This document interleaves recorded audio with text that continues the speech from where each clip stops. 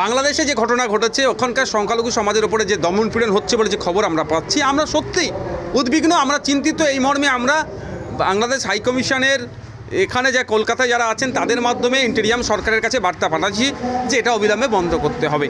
কিন্তু দুর্ভাগ্যের বিষয়, শুভেন্দু অধিকারী বাবুদের কাজ কি ছিল? দেশের প্রধানমন্ত্রীকে দিয়ে একটা কড়া বার্তা বাংলাদেশের সরকারের কাছে, ইন্টেরিয়াম সরকারের কাছে পাঠানো, যে আমাদের দেশের প্রধানমন্ত্রীর এক ফোনে রাশিয়া ইউক্রেন যুদ্ধ বন্ধ হয়ে যায়, তাহলে ইউনিস সরকারের কাছে গেলে তাহলে বন্ধ হয় না। সেটা না করে এটা ঘোলা জলে মাছ ধরতে নামছে, ভোট ব্যাংককে সুরক্ষিত করতে নামছে।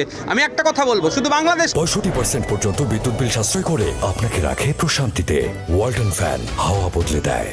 নয়, কদিন আগে দেখুন না, উত্তরপ্রদেশে একটা মসজিদের সার্ভের নামে কিভাবে ওখানে গুলি করে মারা হলো, সেখানেও তো সংখ্যালঘু আক্রান্ত হয়েছিল। উত্তরাখণ্ডের সংখ্যালঘুদের ধর্মীয় প্রতিষ্ঠানের কল ফর প্রেয়ারের জন্য ওখানে নাকি প্রশাসনের অনুমতি লাগবে। এটা ভাবতে পেরেছেন? কোন জায়গায় আজান দিতে গেলে প্রশাসনের অনুমতি লাগবে। আজকে শুধু উত্তরপ্রদেশ, বাংলাদেশ, মণিপুর দেখুন, সেটা নয়, সারা পৃথিবীতে দেখবেন কীভাবে সংখ্যালঘুরা অত্যাচারিত হচ্ছে সংখ্যাগুরুদের দ্বারা। যেখানে কালো চামড়ার মানুষ কম, আমেরিকায় সাদা চামড়া তাদের উপরে আক্রমণ করছে।